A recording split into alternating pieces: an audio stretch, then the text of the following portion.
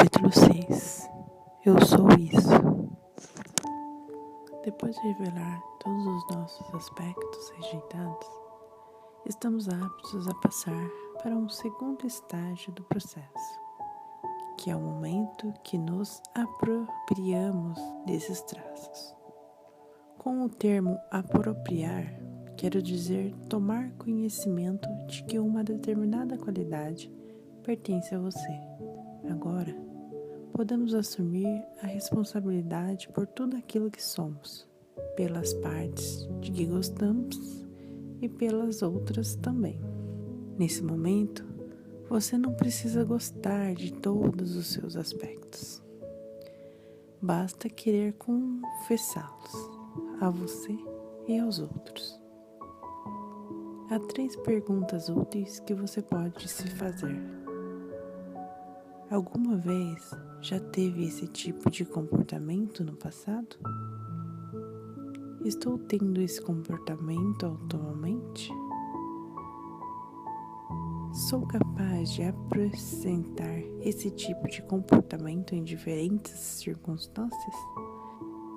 Se você respondeu sim a qualquer uma dessas perguntas, pode-se dizer que iniciou o processo de apropriar-se de um traço de caráter.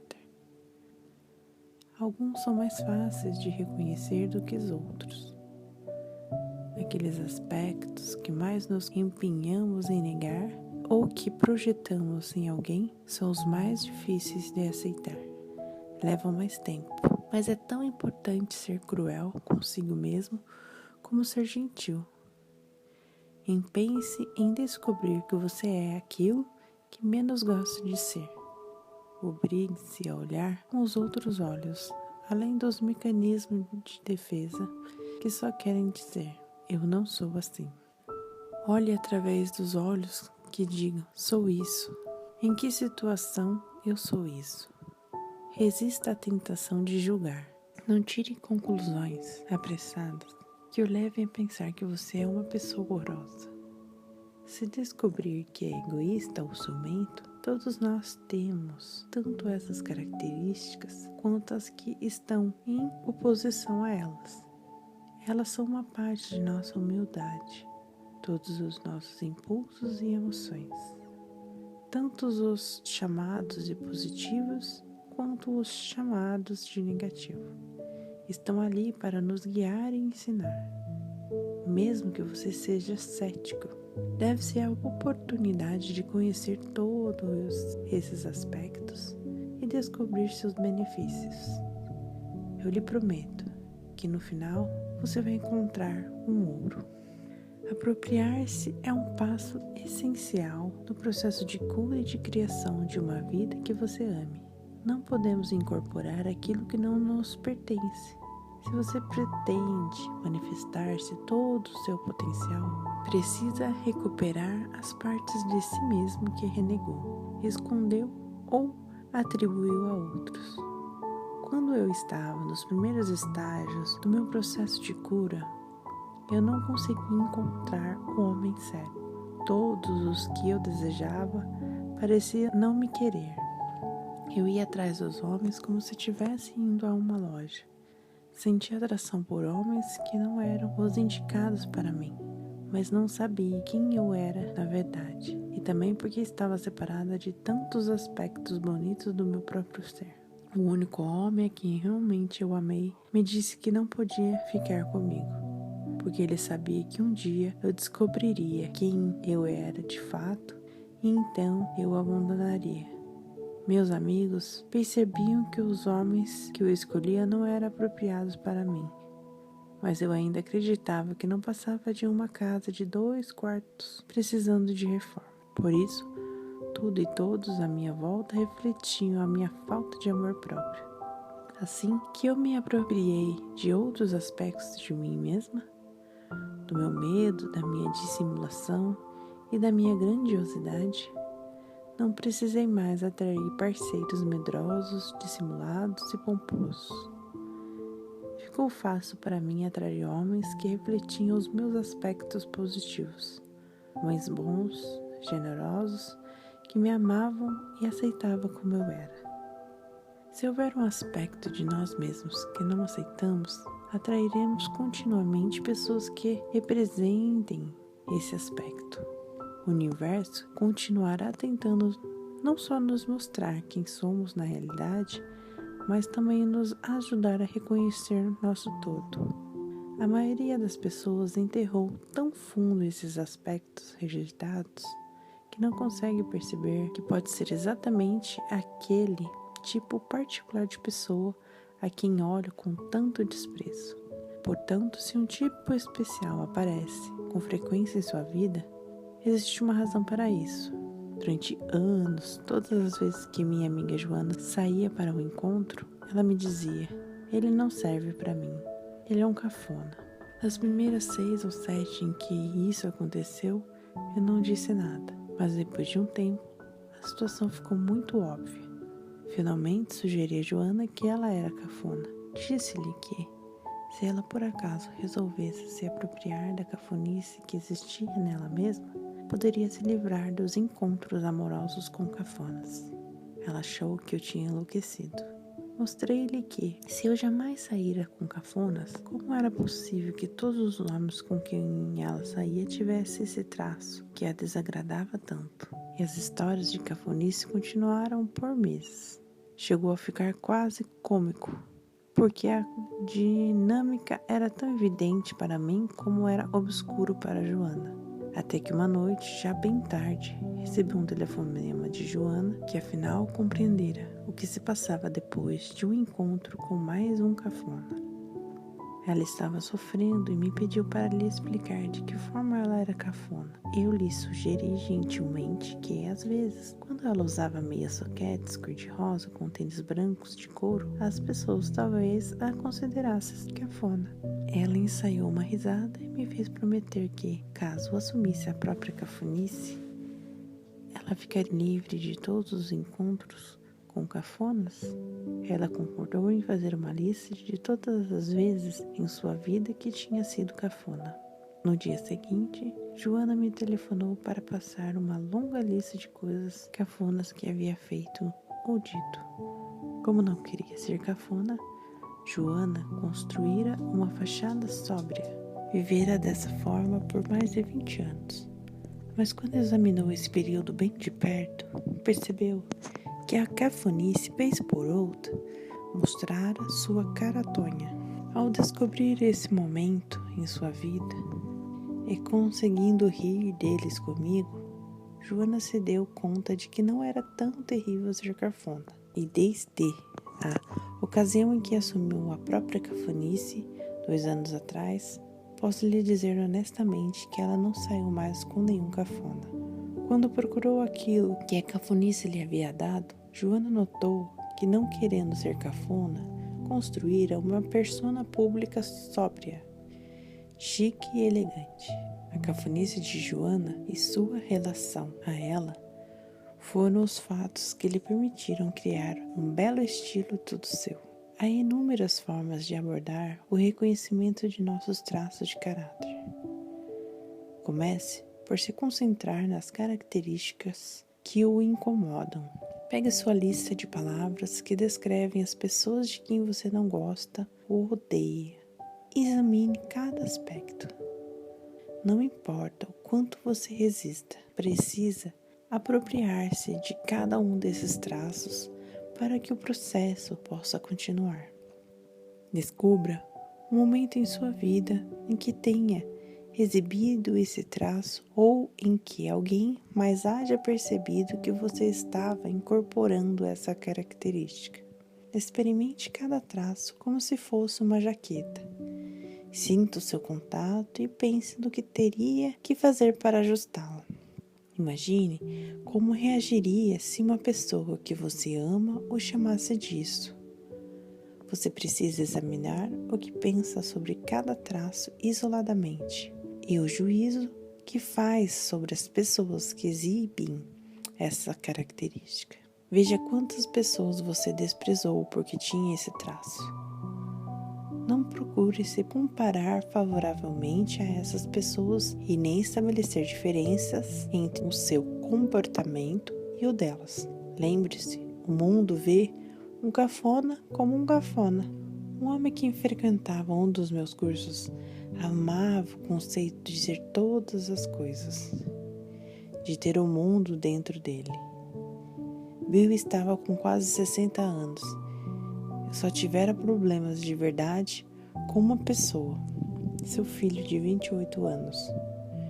Quando lhe perguntei o que mais o incomodava nele, disse que o filho era mentiroso, que sempre mentia para ele, o que na sua opinião era a pior coisa que alguém poderia fazer. Nunca menti em toda a minha vida, disse Bill. Pergunte a qualquer um que me conhece. Ele estava de tal modo enfurecido que seu rosto brilhava de tão vermelho.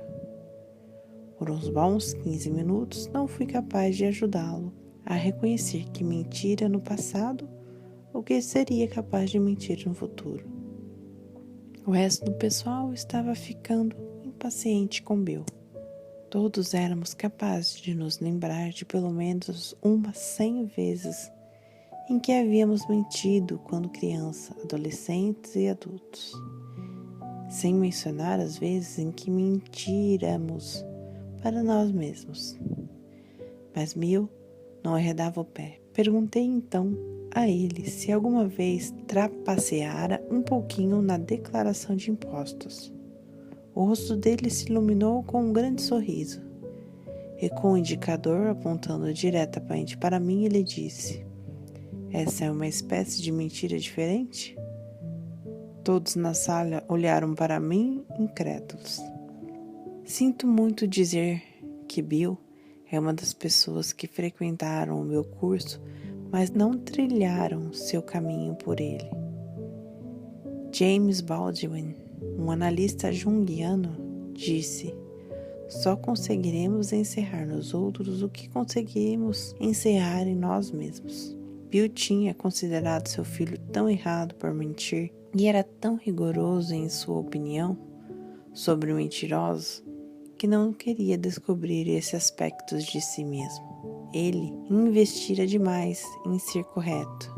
Se Bill tivesse sido capaz de se apropriar desse aspecto dele mesmo, que era mentiroso, ele teria sido capaz de desconectar-se do problema do filho. É preciso compaixão para assumir uma parte de si mesmo que você previamente rejeitou, ignorou, odiou, negou ou criticou nos outros. É necessário comparecer-se para aceitar-se como um ser humano que tem todos os aspectos da humanidade dentro de você, os bons e os maus. Afinal, quando abrir seu coração para você mesmo, descobrirá que tem piedade em relação a tudo e a todos. No ano passado, um homem chamado Hank foi a um dos meus cursos. O seu grande problema era com a namorada, que estava sempre atrasada. Ele contara ao grupo vários incidentes que o deixaram perturbado. Sugeri que a razão da perturbação de Hank era o fato de que sua garota estava espalhando um aspecto dele mesmo. Ele nos disse que isso era impossível, embora fosse evidente para todos na sala que Hank não conseguia conviver com essa característica da namorada. A expressão de seu rosto era de um profundo desgosto quando ele contou como ela o deixara esperando horas antes, o que fez com que ele ficasse com os nervos à flor da pele. Era o início do seminário. Eu não queria apressar Hank. Por isso, disse simplesmente: aquilo com que você não puder conviver não o deixará em paz. Hank percebeu que tinha problemas em aceitar os atrasos da namorada e que estava emocionalmente ligado a isso. Mas quando lhe perguntei se ele era o tipo de pessoa que sempre se atrasara, a resposta foi absolutamente não. Seguimos adiante, passando por vários exercícios, mas 24 horas depois vi que Hank ainda continuava em conflito. Quando o grupo voltou do segundo intervalo, depois do jantar, percebemos uma das cadeiras estava vazia. Eu tinha pedido a todos que voltassem rapidamente dos intervalos, para que não desperdiçássemos um tempo valioso. Estávamos tentando descobrir quem estava faltando quando alguém disse: "É o Henk." Esperávamos por alguns minutos, porém, como ele não apareceu, decidimos começar. Na mesma hora, uma mulher na fileira da frente olhou para mim e disse: "Não sei se você notou, mas Henk chega atrasado depois de todos os intervalos." Eu, por mim, já cansei de esperar por ele. De repente, percebemos que Henk estava fazendo conosco o que a namorada dele estava fazendo com ele. Ele nos fazia esperar. Quando Henk chegou 10 minutos depois, parei o que estava fazendo para verificar se ele estava pronto para enfrentar uma ruptura. Perguntei-lhe se tinha percebido que estava chegando atrasado depois de todos os intervalos. Ele olhou para mim e disse: "Estou só uns minutos atrasados. Qual o problema?" Todos na sala abriram a boca, sem querer acreditar no que ouviram. Respondi: "Henk, você foi o único do grupo que chegou atrasado depois de 5 intervalos." Algumas pessoas se sentiram desconsideradas, já que perdemos tempo e energia verificando quem estava atrasado e ainda esperamos alguns minutos para ver se você chegaria antes que começássemos. Você vê alguma relação entre o que está fazendo conosco e aquilo que sua namorada faz com você? Henk se recusou a ver que o fato de atrasar alguns minutos, qualquer coisa entre 3 ou 15 minutos, era um problema. Ele nos disse que sua garota chegava a se atrasar 2 horas, às vezes até mesmo um dia inteiro. "Isso é atraso", disse ele. "Isso é um problema." Henk criara uma diferença básica, aparentemente racional, entre estar atrasado 5 minutos e estar atrasado há horas. Para ele, eram 2 coisas diferentes. Pedi que os que concordassem com ele levantassem a mão. Ninguém levantou. Perguntei então quantas pessoas sentiam que Henk estava sendo indelicado por não chegar no horário. Todos levantaram a mão. Era evidente para todos, exceto para Henk, que ele estava fazendo conosco o que a namorada fazia com ele. O atrasado é o atrasado. Um cafona é um cafona. É o ego que faz a distinção, para se proteger. Alguns dos participantes levantaram e disseram a Henk que fazia tudo o que estava ao seu alcance para chegar na hora, e que esperava a mesma atitude dos outros.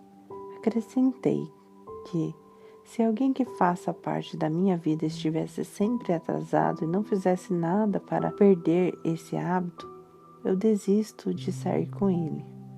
Também disse a Henk que, quando uma pessoa está constantemente atrasada, a mensagem que ela me passa nas entrelinhas é que o meu tempo não tem valor, ou que o tempo dela é mais importante do que o meu.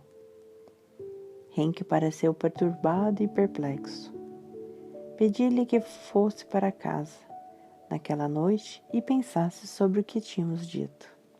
Na manhã seguinte, Henk chegou na hora.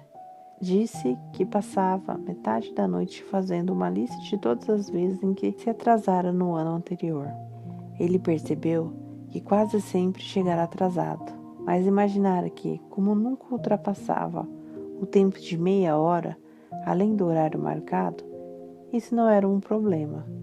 Naquele dia, na frente de todos nós, Henk assumiu que costumava se atrasar e que esse comportamento era indelicado. Ainda estava bravo com a namorada, mas percebera que o seu modo estava agindo conosco da mesma forma como ela agia com ele.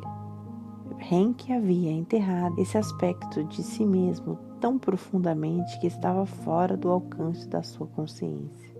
A indelicadeza não se ajustava no seu ideal do ego. Mas assim que Henk apropriou do seu atraso e de sua indelicadeza, seu rosto relaxou. Ele se rendeu internamente de maneira natural. Estava em condição de conviver com mais aspectos de si mesmo E quando falava do comportamento da namorada, não era com aquele tom de total frustração.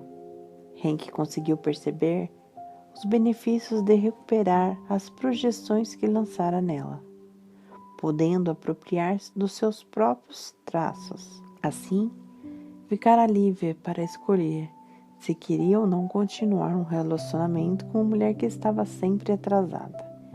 Henk achava que era uma pessoa cuidadosa e responsável, mas ele precisava atrair um tipo específico de mulher para mostrar-lhe aspectos escondidos de si mesmo. As outras pessoas espalham o que está dentro de nós próprias. Subconscientemente, estamos provocando isso nelas. É por isso que certo tipo de pessoa e de situações aparecem e reaparecem vezes sem conta em nossa vida. O milagre acontece quando você apropria de um aspecto seu e o assimila. Nesse ponto, a pessoa que está lhe servindo de espelho também deixará de ter aquele comportamento, ou você será capaz de decidir afastá-lo de sua vida. Quando você quebrar a conexão, não precisa mais de uma outra pessoa para espelhar a sua sombra. E como você estará mais inteiro, atrairá de forma natural aqueles que refletem a sua totalidade. Se o nosso propósito, do fundo da alma, é nos tornarmos completos, suscitaremos continuamente aquilo que precisamos enxergar para ser inteiro. À medida que nos apropriamos de mais parte de nós mesmos, pessoas mais saudáveis aparecerão em nossas vidas. Considere durante algum tempo aquilo que você não quer ter. Quando surgir resistência a alguma coisa, não fuja. Procure em volta até conseguir ver de onde vem a resistência. Preste atenção às críticas que você faz. Anote as ocasiões em que você exibiu essa característica. Se você encontrar dificuldade para fazer isso, peça ajuda a um amigo. Lembre-se de que, se você sempre tem em mira um aspecto desagradável de alguém, é porque você tem o mesmo aspecto. Nos meus seminários, quando alguém se apega a um determinado traço e aparentemente não o possui, eu declaro um não assumido. Em geral, isso faz as pessoas darem risada. E quando elas conseguem perceber o não assumido neles mesmos, são capazes de chegar rapidamente à palavra que lhes oferece resistência. As palavras mais difíceis são as relacionadas com o acidente em que sentimos que alguém se portou de maneira errada conosco. Nosso ego resiste a apropriar-se de características que nos farão desistir de culpar alguém pelas condições de nossa vida. A maioria das pessoas passa um longo tempo armando casos contra aqueles que lhes causaram algum mal. Oprah Winfrey, em um discurso da formatura, disse: transforme suas feridas em sabedoria. Em vez de guardar ressentimento, aprenda com elas. Procure ver como você foi beneficiado por suas mágoas. Para onde elas o conduziu? Quem está em sua vida nesse momento e que poderia não estar se você não tivesse tido uma experiência particularmente infeliz? E de que forma o fato de você se manter apegado aos seus sentimentos não impede de realizar seus sonhos? Quando você usar aquilo que o feriu para crescer e aprender, não precisa continuar sendo vítima. Olhe para quem o magoou, examine que os aspectos da pessoa se ligam a você. E quando conseguir descobrir essas coisas dentro de você mesmo, não se sentirá mais preso a outra pessoa ou atingido por ela. Existe uma história zen sobre 2 monges que, voltando para casa, chegaram às margens de um rio em que havia uma correnteza muito forte. Quando se aproximaram do rio, eles viram uma mocinha que não conseguia atravessar. Um dos monges pegou-a nos braços, carregou-a em minhas águas agitadas e a depositou-a em segurança do outro lado. Então, os dois seguiram a viagem.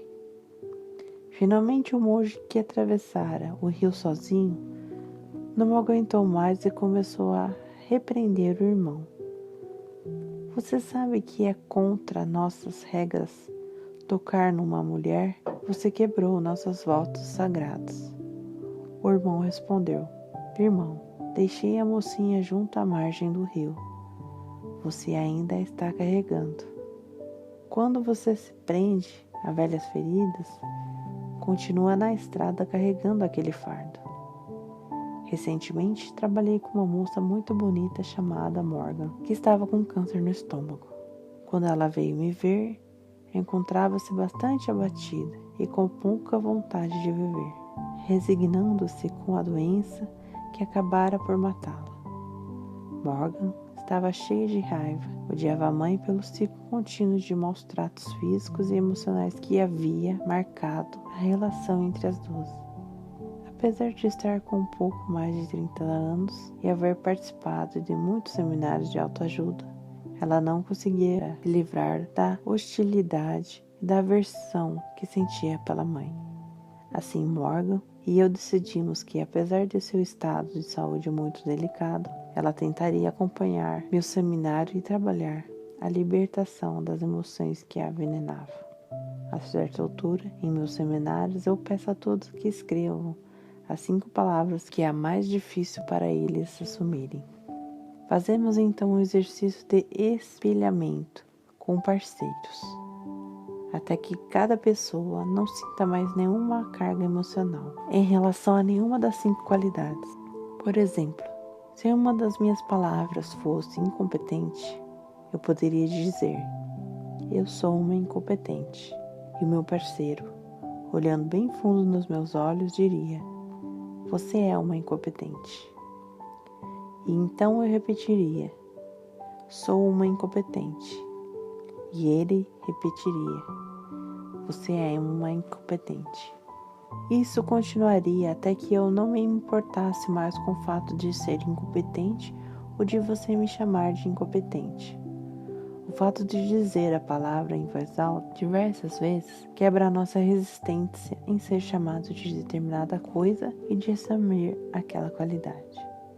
Antes de começarmos, eu normalmente dou uma volta pela sala e verifico as listas das pessoas, porque elas costumam deixar de fora palavras que estão evidentes para os demais participantes, mas que permanecem ocultas para elas mesmas.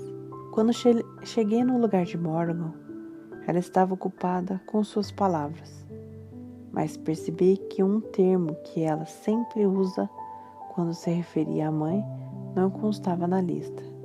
Sabendo que isso era uma coisa muito importante para ela assumir, eu disse à parceira de Morgan para trabalhar com a palavra louca. Morgan olhou para mim, aborrecida. Ela me disse: não sou louca, e você sabe disso. Uma vez mais lhe repeti que somos tudo, e então ela não poderia deixar de ser louca. Disse-lhe que ela poderia me chamar de louca, que eu não daria a mínima importância a isso. A parceira de Morgan também não se importava de ser chamada de louca. Morgan se contorceu, depois chorou, e em seguida disse que achava que ia vomitar. Ela não era capaz de dizer que era louca. A palavra não conseguia sair de sua boca. E eu, a parceira de Morgan, olhamos para ela e gritamos: louca, diga. Assuma isso, Morgan. Louca, perguntei-lhe. Morgan, diga-me, quando na sua vida você se comportou como uma louca? Morgan narrou diversos incidentes que claramente poderiam ser considerados insanos, mas a palavra louca ainda bloqueava. Tudo o que queria ouvir da parte dela era: sou louco. Eu sabia que se ela conseguisse repetir essa palavra um número suficiente de vezes, o termo perderia a energia e o domínio que tivera sobre a vida dela. Aquilo que tememos sempre aparece, e para Morgan, A loucura surgira sob a forma de doença. Ela não tinha liberdade, porém agora estava prestes a assumir seu maior medo e seu pesadelo. Naquela noite, Morgan foi para casa, conseguindo dizer sou louca, mas ainda não era capaz de sentir isso em sua plenitude. Mais tarde, depois de um banho quente e algumas horas de repetição da palavra, ela conseguiu. Poucos meses depois, ela me escreveu uma carta. Para assumir a minha loucura, precisei vencer todos os meus medos e tudo aquilo que vivi na infância que eu associava com a loucura. Tive que incorporá-la e deixá-la ir embora. No momento em que a incorporei, caí de joelhos e comecei a rezar. Senhor Deus, remova a película que recobre meus olhos. Deixe-me ver somente beleza em minha mãe.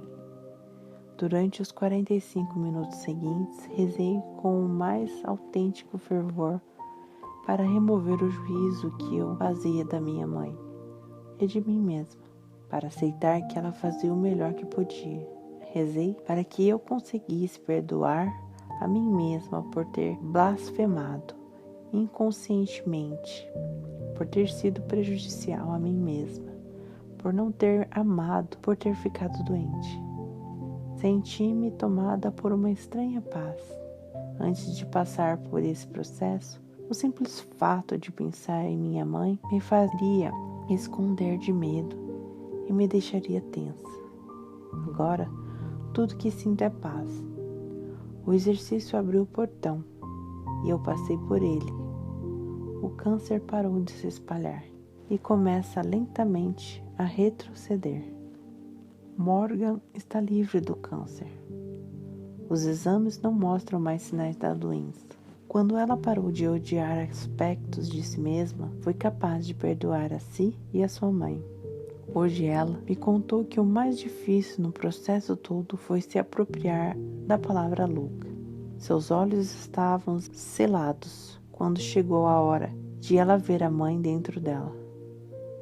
Mas assim que se deu conta de que estava morrendo de ressentimento, permitiu a si mesma assumir a totalidade do seu ser. Apropriar-se da sombra restaura a tendência natural do corpo a se recompor como um todo. Quando você está completo, ficará curado. A transformação leva segundos, é uma mudança de percepção, uma troca das lentes através das quais você está olhando. Se olhamos para o mundo como se fôssemos martelo, tudo parecerá um prego. Se passarmos de martelo a parafuso, então tudo ficará semelhante a uma porca. Nossas percepções são sempre distorcidas pelo que vemos em nós mesmos e pelas decisões que tomamos sobre o que é bom ou ruim, certo ou errado, de que gostamos ou não. Se você mudar as lentes de eu estou no mundo para eu sou o mundo, compreenderá que não só é bom ser tudo, mas é essencial. Sei que esse é um conceito difícil para a maioria das pessoas aceitarem. Fomos ensinados a nunca dizer coisas negativas a nosso respeito. Se eu acordar me sentindo imprestável, espera-se que eu faça de conta que não estou me sentindo desse jeito. Devo dizer a mim mesma que tenho valor, que espero me sentir melhor com o correr do dia. Sou obrigada a ir trabalhar fingindo que me sinto capaz porque não é certo sentir-se inútil.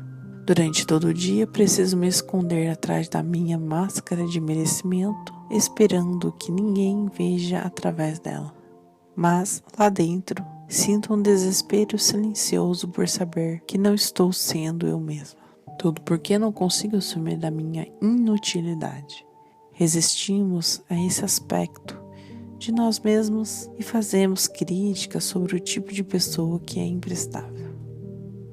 Quando ouvimos declarações que confirmam isso e que nos fazem sentir bem, mas como digo sempre às pessoas em minhas preleções, se colocarmos uma cobertura de sorvete sobre algum excremento, depois de algumas colheradas, sentiremos o gosto do excremento. Ao integrar traços negativos em nós mesmos, Não precisamos mais da confirmação de ninguém, porque saberemos que somos tanto inúteis quanto capazes, feios e bonitos, preguiçosos e diligentes. Enquanto acreditarmos que só podemos ser uma coisa ou outra, continuaremos na luta interior para ser apenas a coisa certa. Quando achamos que somos apenas fracos, grosseiros e egoístas, traços que julgamos que nossos amigos e familiares não possuem, ficamos envergonhados. Mas se você sentir que tem todos os traços de caráter do universo, entenderá que cada aspecto de si mesmo tem alguma coisa a lhe ensinar. Esses professores lhe darão acesso a toda a sabedoria do mundo. Algumas vezes, para poder se apropriar de algum traço de caráter, você precisa libertar alguma raiva armazenada, contra você ou contra os outros. As pessoas me perguntam se está certo ficar com raiva de si mesmo. Minha resposta é que tudo o que você sentir está certo. Permita-se sentir e expressar tudo o que está dentro de você, para ser capaz de amar com sinceridade, para ter piedade de você mesmo e dos outros. Você tem que pôr toda a sua emoção negativa para fora. Você merece expressar suas emoções de uma maneira saudável. Só não deve expressar suas emoções quando isso magoar outra pessoa. Gritar é uma boa forma de liberar as emoções reprimidas. Costumamos abafar a voz, impedindo-nos de usar toda a nossa capacidade vocal. Quando você se permite gritar com todas as forças, consegue realmente limpar suas energias reprimidas. Caso não queira incomodar ninguém, grite contra um travesseiro. Se você nunca gritou de verdade, ou cresceu numa casa em que se gritava muito, talvez tenha decidido que gritar é errado. Nesse ponto, aquilo que você não puder conviver não deixará em paz. Portanto, grite. É muito importante entrar em contato com todos os seus arsenais de emoções. Participou de um de meus seminários uma bela senhora, já perto dos 70 anos, que nunca levantara a voz em toda a sua vida. Janete jamais gritara nem praguejara. O pai dela incutira em sua mente que pessoas bem educadas não fazem isso e, se ela quisesse ser respeitada e amada por ele, deveria obedecer às suas regras. Durante 60 anos, Janete fez exatamente aquilo que lhe fora dito, até que passou a sofrer de pólipos recorrentes na garganta. Quando ela, afinal, me procurou, estava pronta para liberar toda a emoção que ficara repressada dentro dela e desobedecer ao pai. Ela chegara à conclusão de que a causa de seus problemas de saúde era a emoção reprimida. Ainda assim, mal conseguia falar um pouco mais alto. Durante 5 dias, nós gritamos, berramos e praquejamos. Até que chegou o momento em que mandamos todo mundo para aquele lugar. Que alívio! O corpo todo de Janete tremia. No dia seguinte, ela passou o dia inteiro exibindo um sorriso enorme. Janete precisava de toda a sua coragem para fazer esse exercício. Embora o pai dela tivesse morrido havia muito tempo, 6 meses depois, Janete sentia-se ótima. E sua garganta estava completamente limpa. Ela estava se expressando com alegria, sentindo que por fim fizera as pazes consigo mesma e com o pai. Desde que não magoemos ninguém, devemos expressar nossa raiva com prazer. Quando você estiver face a face com um aspecto seu que você odeia, expresse-o. Expresse-o com a intenção de liberar todas as suas críticas, sua vergonha, sua dor e sua resistência em recuperar esse aspecto seu que você rejeitou.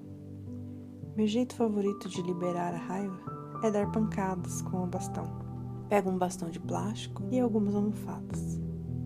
Então, me ajoelho diante de uma pilha de almofadas, levanto o bastão acima da cabeça e bato nas almofadas com toda a força. Imagino que minha pilha, qualquer traço de caráter ao que eu resisti, e golpeio com firmeza.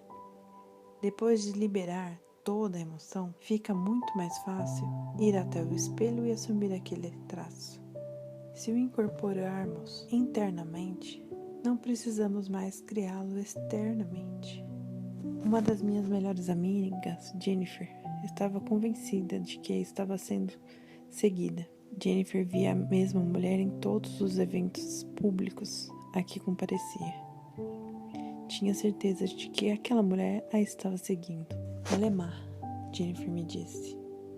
É claro que, como a boa amiga que sou, disse a Jennifer, você é má. Ela ficou furiosa comigo e desligou o telefone gritando, eu não sou má.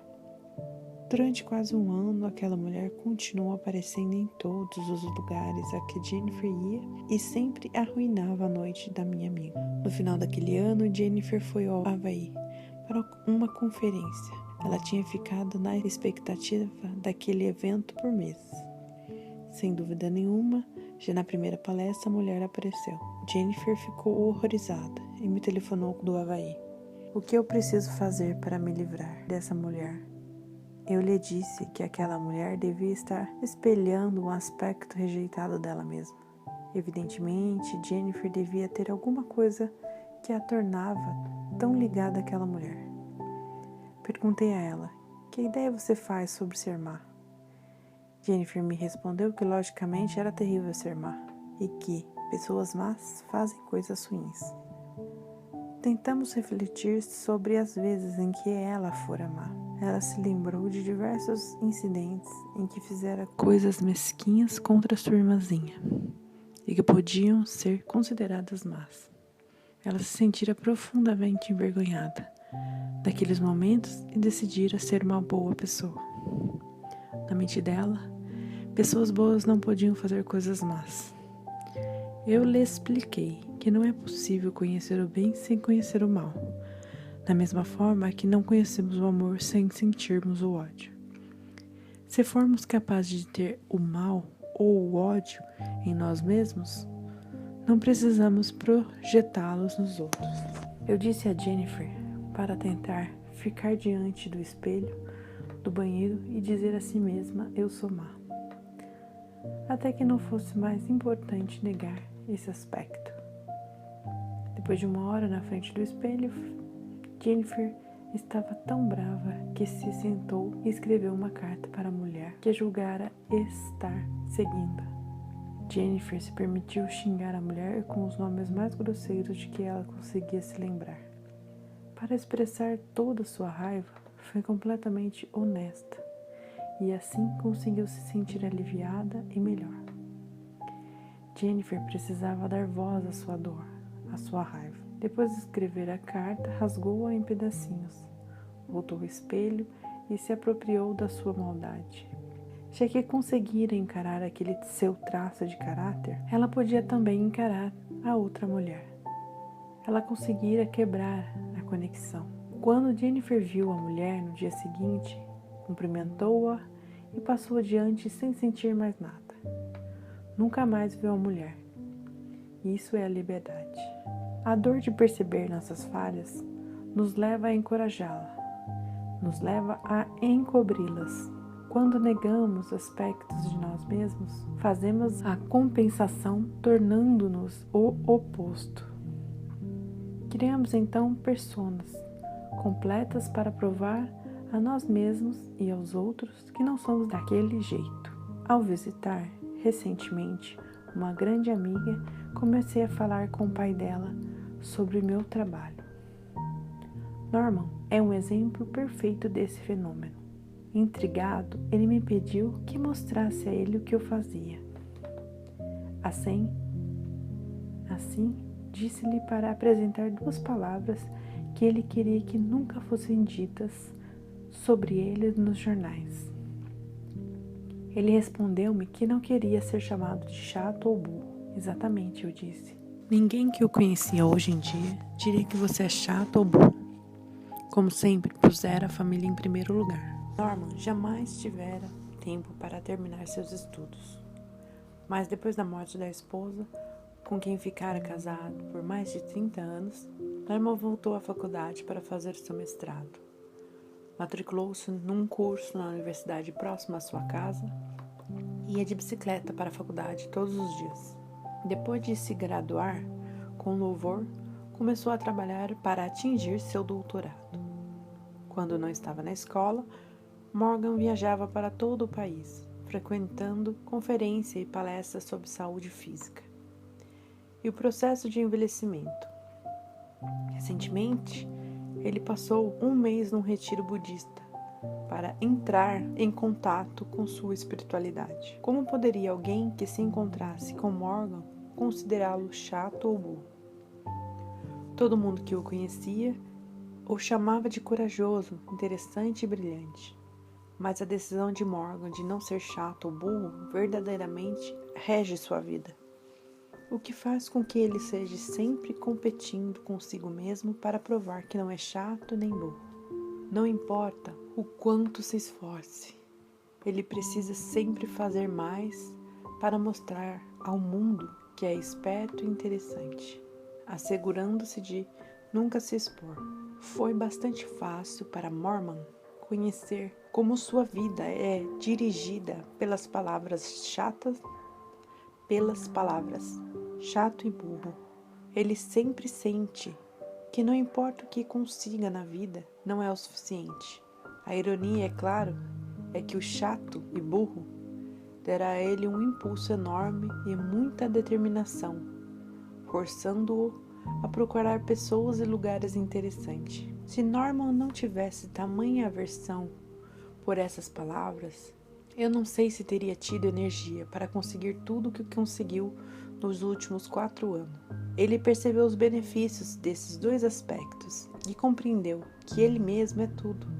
Como reconhecer a esperteza se não soubermos o que é burrice?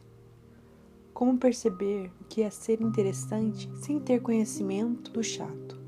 Quando você é gerido internamente pelo fato de não querer ser alguma coisa, em geral, se torna o oposto.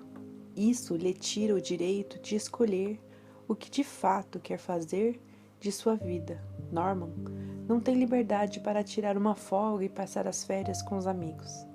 Ele não tem romance, nem passa uma noite jogando baralho com medo de se tornar um velho chato e burro. Ele não consegue avaliar se essas atividades são melhores para a sua saúde ou para a sua alma. Quando você não se apropria de um aspecto seu, ele passa a dirigir a sua vida. Se olhando bem de perto, todos nós podemos ver onde somos chatos e burros. Se formos honestos e não estivermos relevando esses aspectos atualmente, então devemos identificar uma ocasião em que tenhamos sido chatos ou burros no passado. Nossas opiniões a respeito de nós mesmos são as mais importantes. Se nos sentimos bem em relação à nossa vida, raramente nos importamos com o que os outros dizem. No caso de Norman, ele passara os últimos 3 anos enterrado nos livros, trabalhando febrilmente para estar entre os primeiros da classe. Algumas pessoas até podem dizer que ele é chato, porque tudo o que faz é estudar. Outros talvez digam que ele é burro, por estar perdendo tempo em ir para a faculdade. Até que Norman consiga amar a parte dele, que é chata e burra, e integrar esses aspectos em sua psique. Continuará se esforçando para provar ao mundo que ele é esperto e interessante. Exaurimos nossas fontes internas quando tentamos não ser alguma coisa. Estamos aqui para aprender com todas as partes de nós mesmos.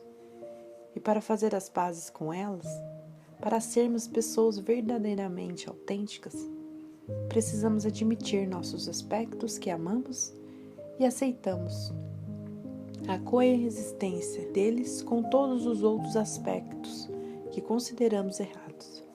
Quando conseguirmos segurar com amor todos esses traços juntos em uma só mão, sem críticas, eles se integram de forma natural em nosso sistema.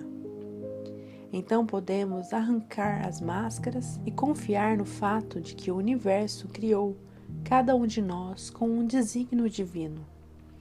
E assim permanecemos levados, incorporando o mundo dentro de nós.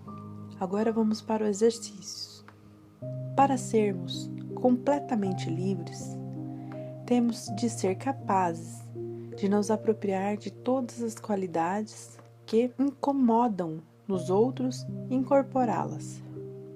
Exercício 1. Consulte a lista de palavras do exercício 1 do capítulo 4. Sente-se ou ponha-se à frente de um espelho e pronuncie cada palavra diversas vezes. Eu sou aquele traço de caráter. Repita até que a energia que envolva a palavra desapareça. Isso funciona.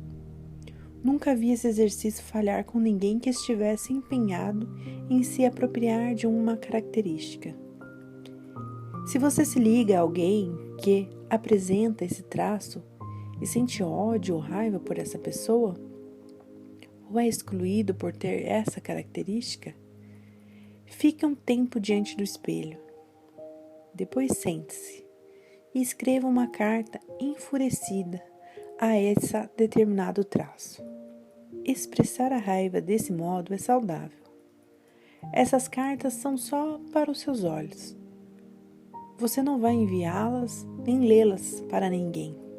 Escrevê-las é uma forma de liberar suas emoções reprimidas.